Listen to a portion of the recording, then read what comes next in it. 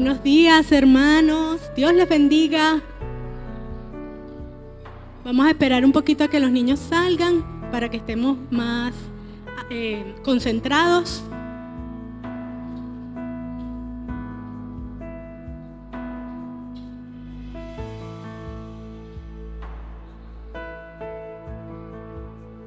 Bueno, bienvenidos a todos.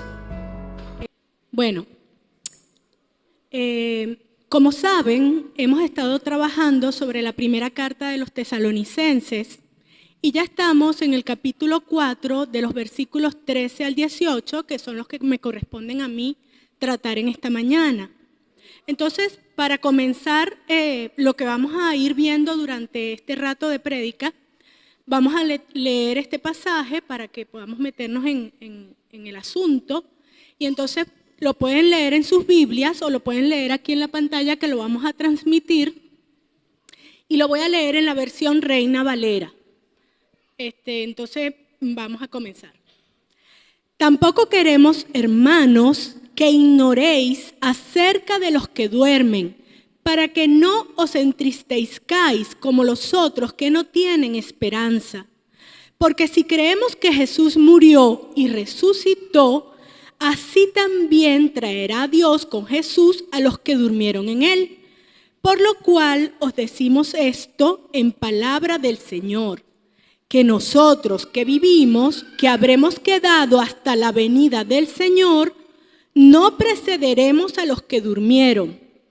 Porque el Señor mismo, con voz de mando, con voz de arcángel y con trompeta de Dios, descenderá del cielo, y los muertos en Cristo resucitarán primero. Luego nosotros, los que vivimos, los que hayamos quedado, seremos arrebatados juntamente con ellos en las nubes para recibir al Señor en el aire, y así estaremos siempre con el Señor. Por tanto, alentaos los unos a los otros con estas palabras. ¿Cuál era el objetivo principal de esta sección de la carta a los tesalonicenses? Era dar esperanza sobre la resurrección de los muertos y tratar algunos puntos de la escatología. La escatología es la rama de la teología que trata sobre los eventos del tiempo del fin. Entonces, téngalo ahí en su chip para que pueda empezar a usar esa palabra dominguera en algún momento. Escatología. Pablo al principio de este pasaje habla de los que durmieron, pero es una forma de decir los que murieron.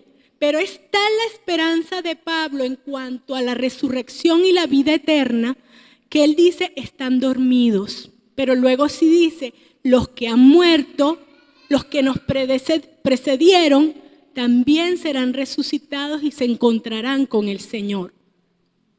¿Por qué él tiene que hacer esta aclaratoria o reafirmar la esperanza que todo creyente debe tener en la resurrección? Porque en aquella época la gente que era pagana, los griegos, los romanos, tenían una concepción muy precaria sobre el asunto de la vida eterna o la resurrección. Para ellos los dioses, sus múltiples dioses, eran inmortales. Pero el ser humano, salvo algunas cosas mitológicas como por ejemplo que Aquiles, su mamá lo levantó de la pira funeraria y lo llevó a un sitio, hizo que se volviera inmortal, es parte de esta mitología griega y romana. Pero para ellos, el que ha muerto entra al lugar de los muertos, a un inframundo en donde ellos lo entendían como un sitio donde había tinieblas, donde había caos, donde había confusión. Era un sitio en donde tu esencia espiritual, tu alma, estaba allí, pero no podíamos comparar eso con la vida, era la antítesis a la vida. Y el concepto de resurrección, de volver en cuerpo a una plenitud de vida, eso no estaba muy claro, aun cuando había ciertas ideas, porque, por ejemplo, los egipcios creían en la resurrección y por eso embalsamaban a los muertos. y pensaban que de alguna manera ese cuerpo debía ser preservado para que la resurrección se ejecutara. Pero imagínense qué esperanza podían tener aquellos que no podían pagar un embalsamiento. Entonces era una situación que dejaba a la gente en una incertidumbre, en algo que no podía sentir esperanza sobre eso. Entonces para Pablo era importante dar esperanza, porque el centro de nuestra fe es la resurrección de Cristo. Es que vencimos porque Él se levantó de los muertos y nos está ofreciendo nuevamente vida eterna, como Dios la concibió en su corazón y en su mente. Ahora, dentro del pasaje, Él toca aspectos escatológicos importantes y quiero también hablar de eso. Ahora, de todos los aspectos de la teología, la escatología es la que más elementos de incertidumbre arroja. O sea, no podemos tener claridad plena sobre cómo van a ocurrir los hechos. Y yo diría que la razón principal es que la segunda venida de Cristo, que es la central de los hechos escatológicos, no está clara y Dios no quiere que esté clara. ¿Cuándo viene el Señor? No lo sabemos. La palabra dice que Él vendrá como ladrón en la noche, cuando nadie lo espere. Así que todas las personas que están haciendo especulaciones, cálculos y demás, diciendo ¿cuándo viene Cristo?, están pelándose. Es más, cuando Dios le dio a Daniel la revelación sobre los tiempos del fin, que fue como un panorama general sobre la historia humana desde su época hasta el cierre de esta etapa con la venida de Cristo, él le dijo al Señor, no entiendo lo que me estás mostrando. Y él le dijo, no lo vas a entender, está sellado y cerrado hasta los tiempos del fin. Entonces no hay forma de que podamos saber cuándo viene Cristo. Y entonces ese es un punto que hace que muchas cosas queden inciertas para nosotros. La otra cosa es que cuando Juan se le reveló el Apocalipsis, solamente piensen en una persona que ni siquiera conoció la luz eléctrica, en una sociedad en donde no había nada de tecnología, que vea los tiempos actuales y trate de describirlos. Entonces es muy difícil que podamos quizás entender porque él tampoco probablemente entendió todo lo que vio. Pero él lo plasmó según lo vio y ese es otro aspecto también que dificulta la interpretación de estos tiempos, que no llevan una cronología ordenada. Si usted cree que el Apocalipsis está cronológicamente ordenado, no es así. ¿Sabe? Cuando nosotros vivimos una experiencia sumamente compleja y la queremos contar sin darnos cuenta, vamos para adelante y para atrás y a veces hacemos énfasis en un evento de un momento determinado y luego contamos otra cosa que es previo. Pero estamos tratando de hilar la historia porque es tan compleja y tiene tantas cosas y matices y situaciones que entonces es muy difícil dar una cronología exacta. Entonces, todo esto dificulta la interpretación del Apocalipsis, pero por sobre todas las cosas, lo que más dificulta la interpretación del Apocalipsis es que el Señor dijo, están selladas y cerradas hasta los tiempos del fin. ¿Qué quiere decir esto también? A medida que nos vamos acercando a ese tiempo del fin, algunas cosas empiezan a ser como claras, entendibles. Esto me recuerda mucho a cuando nosotros íbamos de viaje a Madeira, a la isla de Madeira, íbamos al campo y nos acercábamos a la ciudad, de noche sobre todo, las carreteras en ese entonces eran sumamente sinuosas y cuando tú salías a la parte que se acercaba a la costa en la carretera, porque eso es montañoso, tú veías a lo lejos las luces de la ciudad y tú sabías que te estabas acercando. A medida que esas curvas de carretera estaban más cerca de la ciudad, empezabas a ver edificios y otras estructuras y hasta que veías un poco más claro y decías, es la ciudad a la que voy. Y en cierta forma nosotros nos estamos acercando al fin de los tiempos de esta manera. Se van como aclarando las cosas. Por ejemplo, el sello del anticristo en frente y mano, quizás para ellos era totalmente incomprensible. Pero ahorita nosotros por las tecnologías y todas las cosas que ya conocemos, sabemos que se le puede poner un chip a una persona en la mano y en la frente con toda su información y rastrearlo inclusive. Y usarlo seguramente para compra, venta y demás asuntos. El pasaje que dice, todo ojo le verá, para mí es comprensible ahorita. Cuando yo me convertí, no habían celulares, empezaron a salir los celulares, creo que un poquito después de que yo me convertí, pero eran brutos. Los inteligentes salieron después. Y con la inteligencia de los celulares nos dimos cuenta también que podemos estar actualizados en cualquier situación que pase en el mundo en segundos y verla. Yo puedo ver algo que pasó en Israel hace 10 segundos en mi celular. Entonces, todo ojo le verá, empieza a ser comprensible para nosotros. No estoy diciendo que quizás esta sea la radical forma en que vamos a ver a Jesús cuando vuelva, pero es muy factible y cumple la palabra. Todo ojo lo puede ver. Así que esta situación ha desarrollado diversos enfoques y posturas sobre cómo va a ser.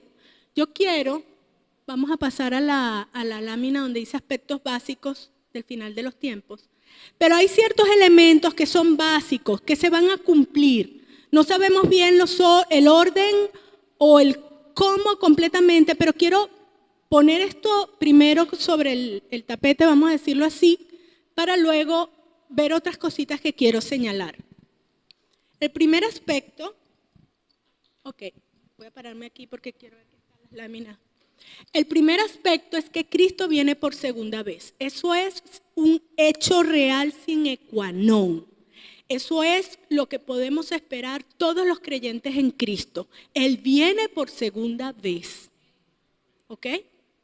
Eso lo vemos inclusive en el versículo del pasaje que estoy tratando, pero lo podemos ver en muchos otros pasajes, pero hablo de un segundo nada más para no darles demasiada información. Pero cuando Cristo subió al cielo, que los discípulos lo veían y que fue ocultado por nubes cuando estaba subiendo, unos ángeles se presentaron y le dijeron, así volverá a la tierra desde las nubes, así lo verán llegar. ¿Ok? El pasaje también dice, nos encontraremos con Él en las nubes, en el momento el arrebatamiento, que de ahí se deriva una importante doctrina, el arrebatamiento. O no sé si no diría que es doctrina, quizás es una postura. Ok, eso es un hecho. Vamos al segundo. Ok, habrá un tiempo de gran tribulación antes del retorno de Cristo, dividido en 2 periodos de 3 años y medio cada uno, ¿verdad? Hay posturas que toman esto en forma simbólica, estos números, ¿verdad? Del tiempo de la gran tribulación de 7 años, pero no son muy populares, no tienen muchos adeptos, y yo diría que deja más huecos que otras posturas, ¿ok? Sin embargo, ya veremos al fin de los tiempos quién tuvo razón. Pero para los que la gran tribulación lo ven como algo simbólico, el número de años, piensan que lo que Dios está queriendo decir con esto es que la gran tribulación es un tiempo extenso y de una gran intensidad en cuanto al enfrentamiento del bien con el mal. Y entonces no lo determinan en un periodo exacto. Sin embargo, a mí me llama la atención que la Biblia describe ese tiempo en varias formas. Lo describe en la época de Daniel, por ejemplo, en una forma simbólica también. Cuando Daniel habla de esta última semana, es una semana que se identifica un día por cada año. Entonces él habla de una semana de 7 años. Esto es un poco complicado, ¿verdad? y entender todo esto puede ser avasallante, pero yo les voy a dejar como información para que luego ustedes puedan ahondar en esto y seguir buscando y quizás lleguen a alguna postura particularmente que les parece más clara o más cierta y la adopten como la suya, ¿ok? Entonces, en ese momento, Daniel habla de un tiempo, 2 tiempos y la mitad de un tiempo. Y quiere decir esto que es 1 año, 2 años y la mitad de 1 año. En la época de Daniel no se aclaró mucho este punto, pero luego en el Apocalipsis me hace otra vez mención a esto y me lo nombra por número de meses y por número de días.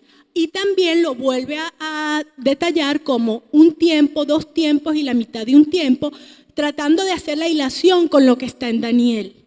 Entonces, esto quiere decir, tanta especificación a mí me llama la atención y yo digo, creo que no es simbólico y es literal, porque habla de días, de meses y de años.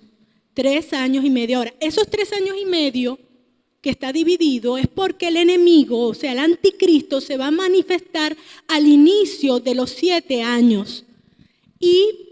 Pero no va a hacer el desastre que va a hacer y la persecución que va a hacer contra el pueblo judío, especialmente, y contra cualquiera que quiera creer en Cristo, no lo va a hacer en esos 3 primeros años y medio. Allí él todavía va a tener una carita bella, pero cuando comienzan los últimos 3 años y medio, se quita la careta y empieza el problemón, ¿ok? Entonces, por eso está dividido así de esa manera, porque hay una distinción de ese periodo del anticristo en uno vestido de buena gente y el otro quitándose su careta. Todo esto lo pueden leer en Daniel 7 y 9, Apocalipsis 11, 12 y 13, lo que les estoy diciendo de los tiempos y de ese periodo de 7 años, ¿ok? Vamos a seguir. Ok, en el pasaje que estamos tratando hoy es un hecho ciertísimo que los muertos en el Señor resucitarán e inmediatamente los vivos. Pablo creía que él iba a vivir la segunda venida de Cristo y decía, los que estemos vivos, yo pienso estar. Creo que a mí me toca ver ese acontecimiento. No le tocó.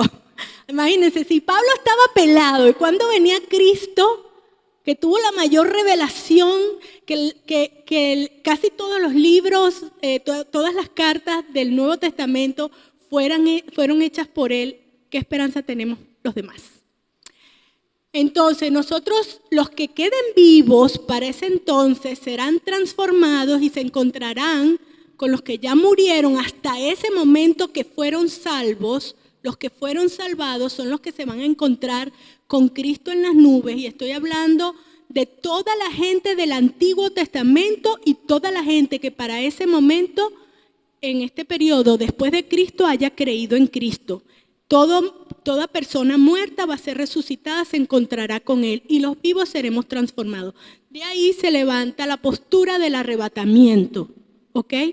Porque entonces hay personas que distinguen este hecho como algo separado. Es decir, el arrebatamiento ocurrirá un poco antes de la venida de Cristo, y ya voy a explicar las posturas que hay sobre esto, y luego Él termina de bajar con todo ese gentío, ¿ok?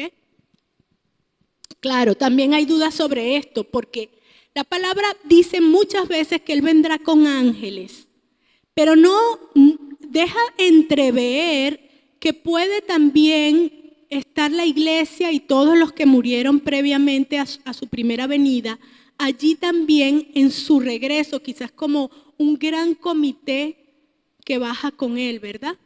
Y lo digo porque hay pasajes como Judas 1:14 que dice, y vendrá con sus santas decenas de millares. No especifica quiénes son esas santas decenas de millares. Solamente usa la palabra santas. Los ángeles también son santos. Todo lo que está apartado para Dios es santo.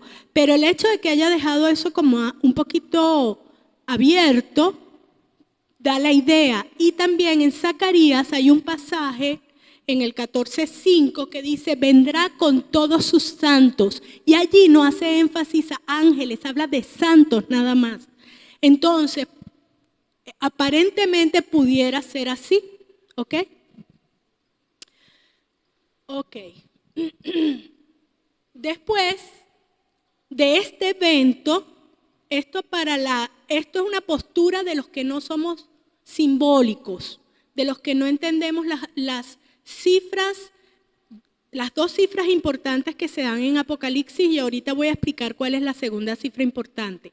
Acuérdense que la primera es la de los 7 años, pero para los que no somos simbólicos, o los que, bueno, esta postura, después de la gran tribulación habrá un periodo de 1000 años donde Cristo reinará. Un periodo de 1000 años donde Cristo reinará. Los que creen en estos 1000 años como un número simbólico siempre lo anteponen al regreso de Cristo, no después, antes. Y entonces hay varias posturas, por ejemplo, que dice que el reino de Cristo se está ejecutando aquí en la tierra ya con su iglesia. Entonces el reino de Cristo empezó desde que Él subió y fue glorificado y comenzó la iglesia, hasta ahorita. Entonces ya tendría 2000 y pico de años, ¿verdad? Como el número es simbólico, no tenemos que tomarlo al pie de la letra de que son 1000 años. Es un periodo extenso, es lo que el simbolismo quiere decir.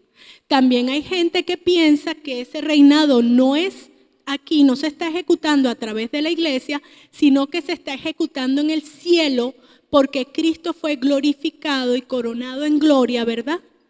Como el gran Rey y Señor, y entonces se está ya ejecutando en esa forma. Entonces hay personas que, aunque son de los que piensan que este periodo es antes de que Cristo venga, aunque para muchos es simbólico, hay quienes creen que sí es de 1000 años exactos y lo establecen como cuando Cristo venga, cuento para atrás 1000, que allí es el inicio de ese periodo. Pero eso también es como muy ambiguo y como... Entonces hay varios huequitos por allí en la postura simbólica que establece este periodo como antes de que Cristo venga. La otra cosa importante es que la palabra en ese capítulo, y lo voy a leer rapidito este pasaje porque aquí nos da un elemento que para mí es clave para pensar que esto no está ocurriendo en este momento. O sea, el milenio para mí no está ocurriendo. Después vi tronos y los que estaban sentados en ellos habían recibido autoridad para juzgar. Vi las almas de aquellos que habían sido decapitados por dar testimonio acerca de Jesús y proclamar la palabra de Dios. Ellos no habían adorado a la bestia ni a su estatua, ni habían aceptado su marca en la frente o en las manos. Volvieron a la vida y reinaron con Cristo durante 1000 años. Esta es la primera resurrección. El resto de los muertos no volvieron a la vida hasta que se cumplieron los 1000 años. Benditos y santos son aquellos que forman parte de la primera resurrección, porque la segunda muerte no tiene ningún poder sobre ellos, sino que serán sacerdotes de Dios y de Cristo y reinarán con Él durante 1000 años. Entonces, aquí, por otro lado, cuando comienza el milenio, no lo tengo en este pasaje aquí, este es Apocalipsis 24:6, dice que el diablo va a ser atado para que no tiente a las naciones durante ese periodo. Y honestamente que yo lo veo bien suelto en estos momentos. Entonces, claro, algunos pudieran interpretar, pero es que el Espíritu Santo te da claridad para vencer la tentación y todo esto, pero el hecho de que lo hayan atado y lo hayan reprimido quiere decir para mí que la cosa va más allá de que el Espíritu Santo venza, o que yo venza la tentación con la ayuda del Espíritu Santo. Ok. Luego habrá un último enfrentamiento. En ese periodo de 1000 años de un reinado perfecto que en Isaías se describe con unas imágenes tan buenas como, por ejemplo, que un niño podrá jugar con un áspid o una serpiente porque nada hará daño, ¿verdad? En un periodo en donde Cristo reina en justicia, en paz, todo está chévere. Al término de los 1000 años, Satanás va a ser suelto otra vez. Y entonces saldrá a engañar otra vez a las naciones de la tierra y se levantarán en confabulación para hacer guerra contra los santos que están en Jerusalén y al mismo Cristo que está en Jerusalén. Esa es la última confrontación. Y en esa última confrontación prácticamente no va a haber una batalla porque Dios los va a, en un solo plumazo, los finiquita. ¿Ok? Eso está ahí están los versículos. Yo les sugiero que anoten porque esto es un tema muy largo y yo no puedo detallar ahorita todas las cosas. Esto es materia de seminario de meses y meses de estudio. Entonces, pero les dejo información para que al menos ustedes entiendan cómo se visualiza esto de los aspectos escatológicos y puedan tener noción para seguir buscando información. Luego que suceda este evento, viene el juicio final. Ya.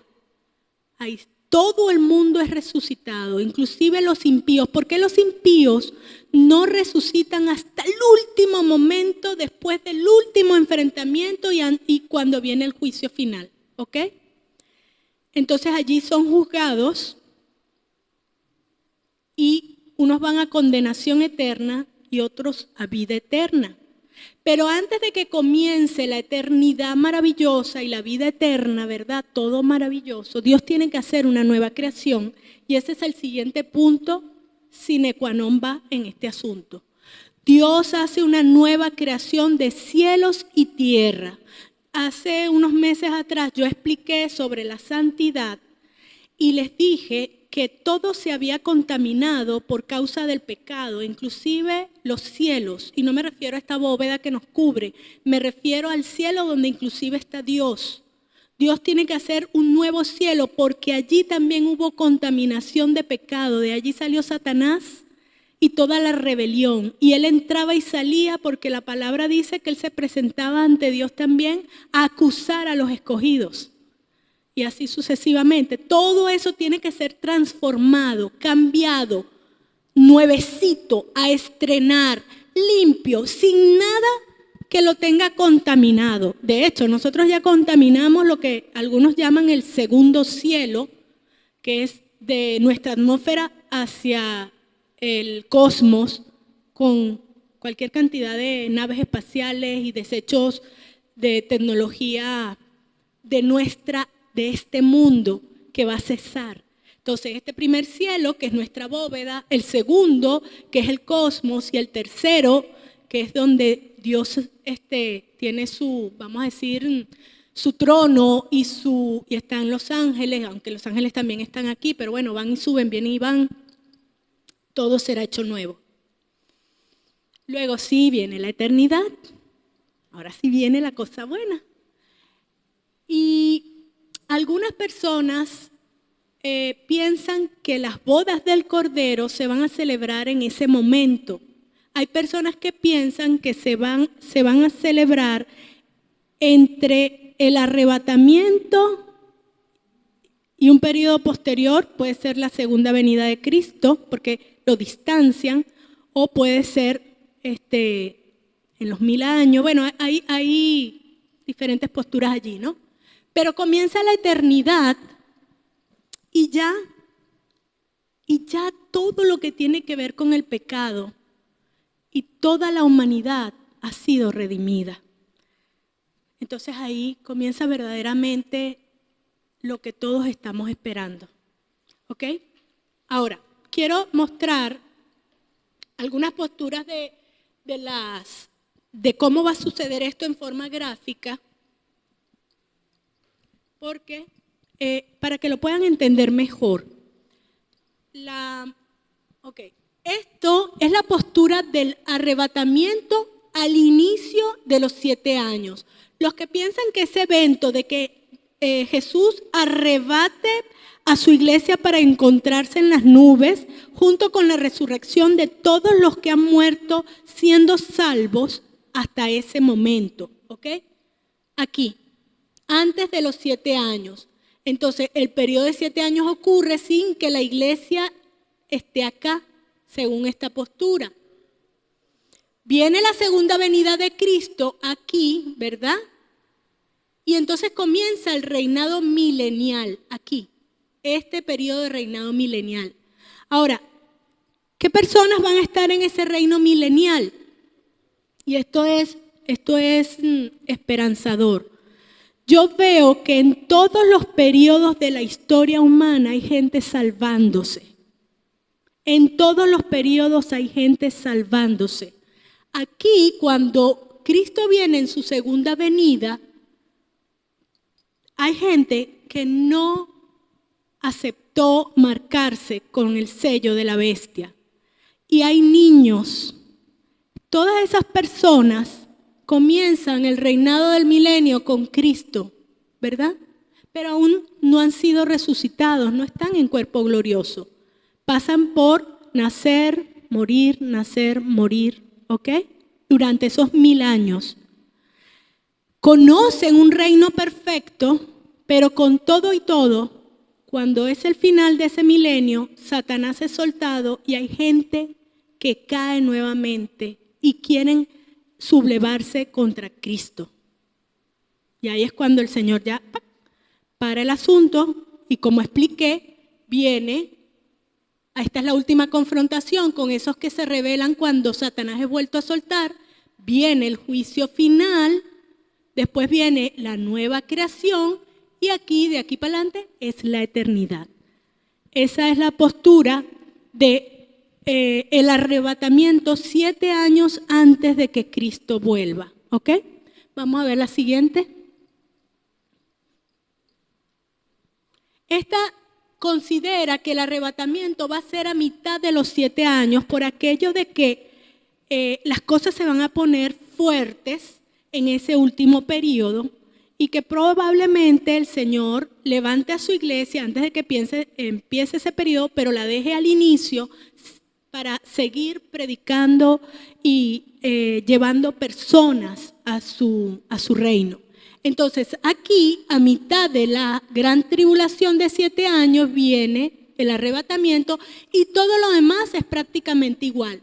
Viene Cristo, comienzan los 1000 años, hay una última confrontación cuando el diablo es soltado, luego viene otra vez viene el juicio final, el juicio ya definitivo, donde todo el mundo resucitó, los malos resucitan, ¿ok?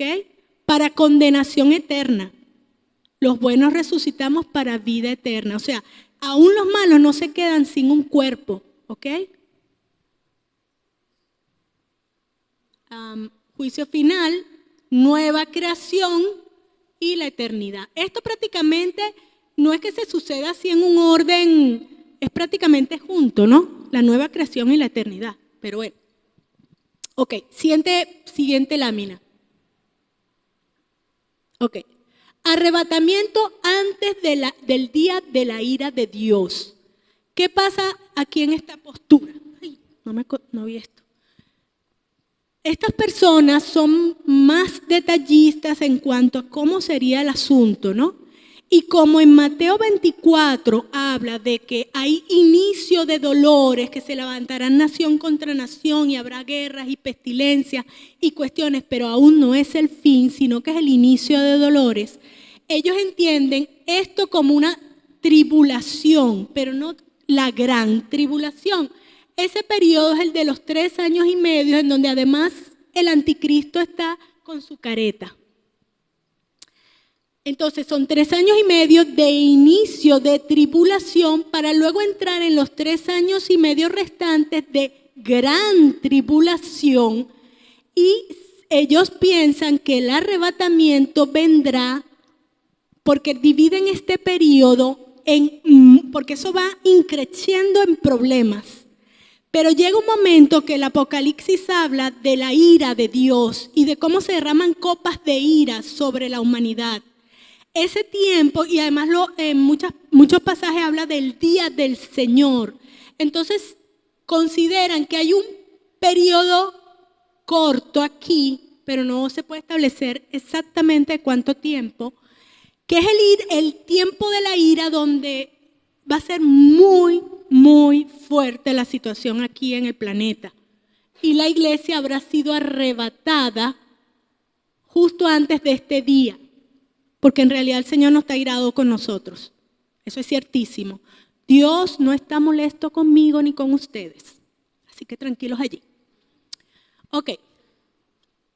La segunda venida de Cristo entonces, al final del tiempo de la ira, comienzan los 1000 años y todo lo demás como se los he contado hasta ahora, ¿ok?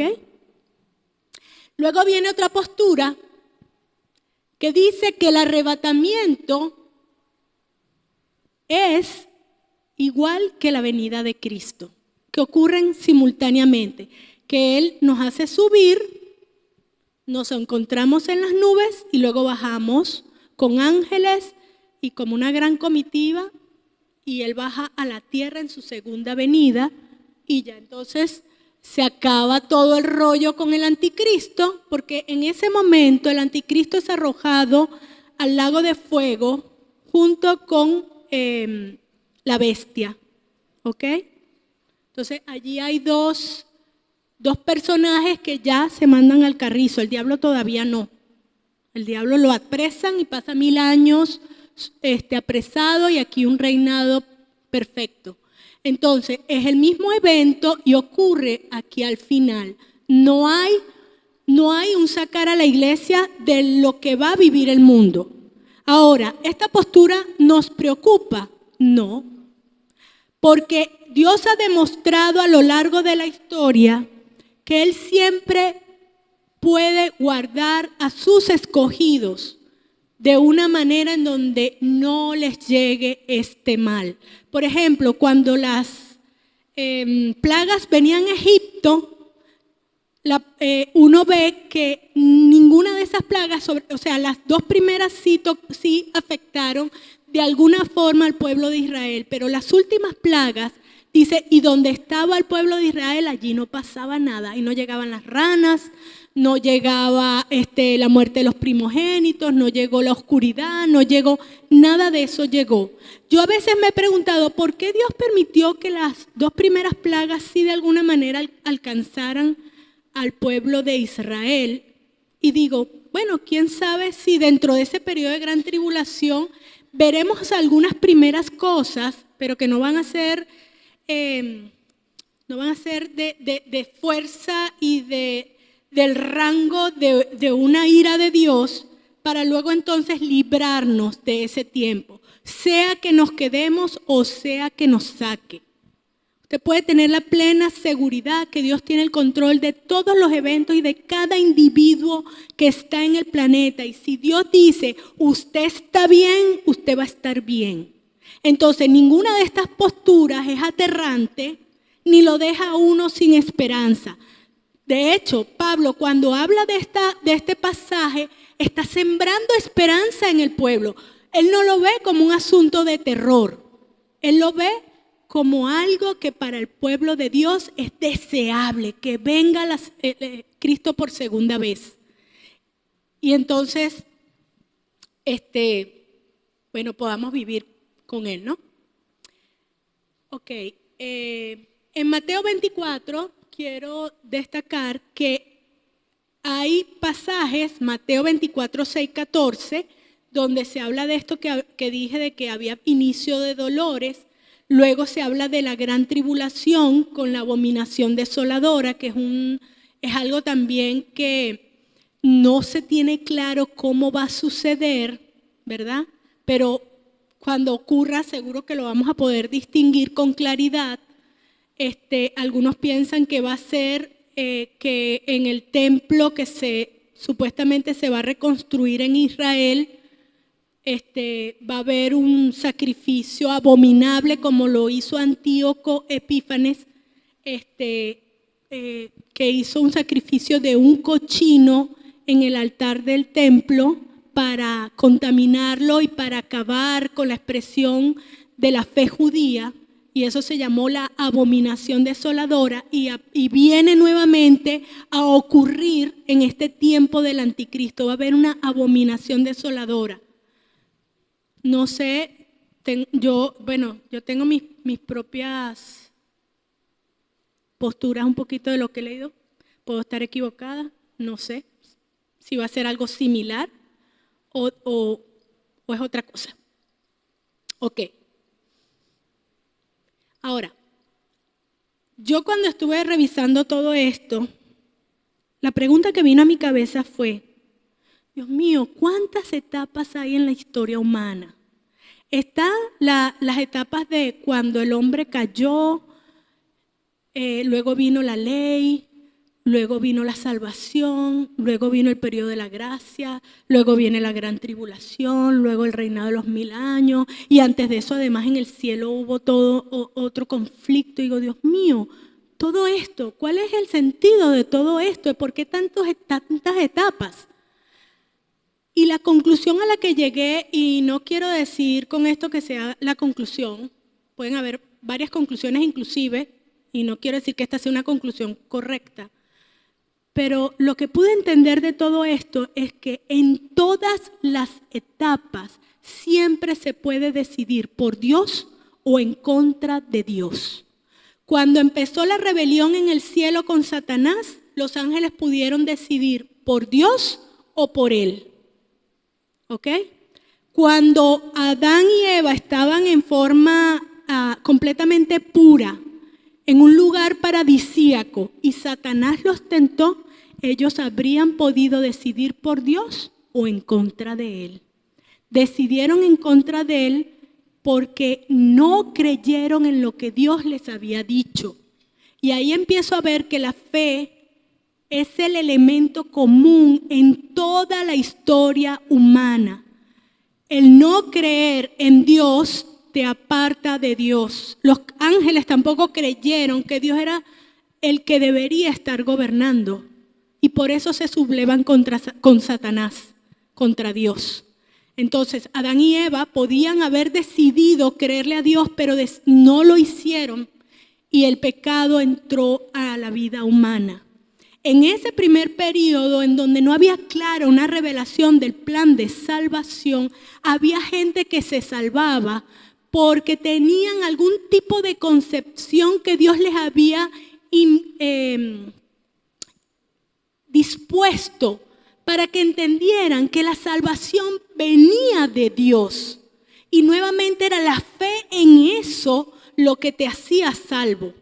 Sabemos que, por ejemplo, Enoc, que es el séptimo desde Adán, una séptima generación desde Adán, pudo visualizar a Cristo viniendo a la tierra en su segunda venida, y él es el que dice, vino con sus santas decenas de millares. Una profecía que se fue usando, se fue transmitiendo hasta que llegó al Nuevo Testamento a través de Judas. Job dijo, yo sé que mi Redentor vive y que se ha de levantar del polvo.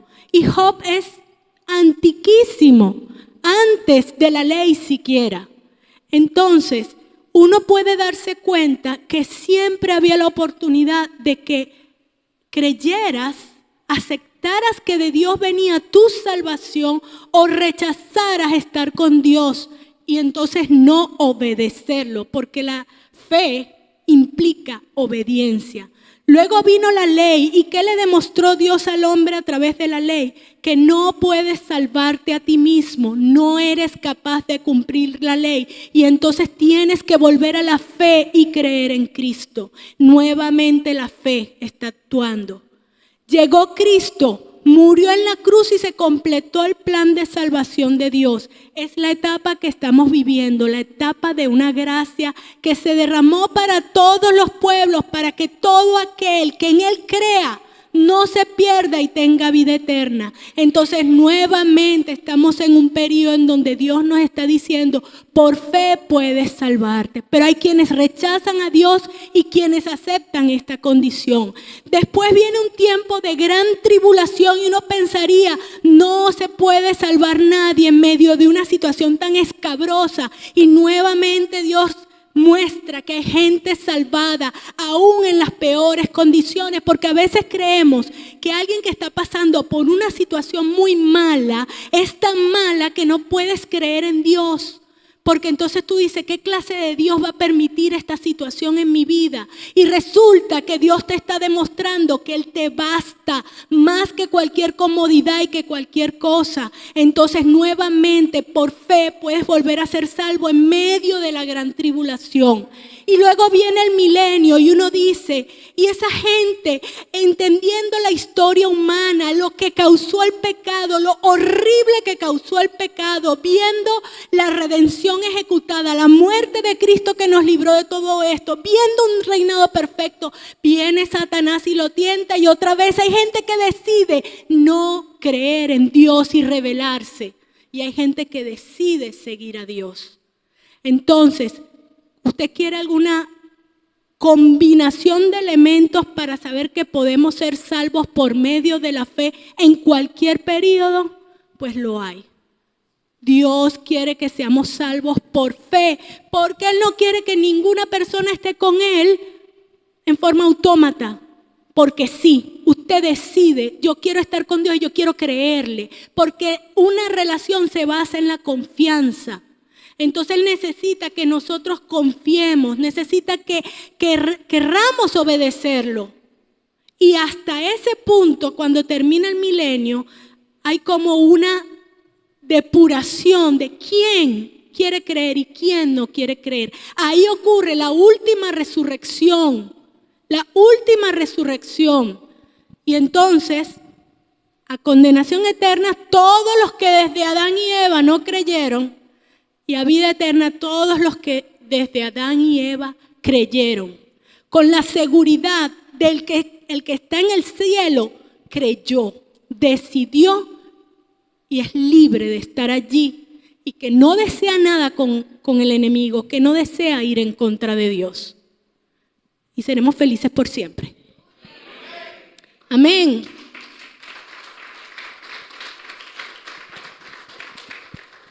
Entonces, hoy, ¿verdad? Dios les está diciendo también a cada uno de nosotros, ¿quieres por fe seguirme?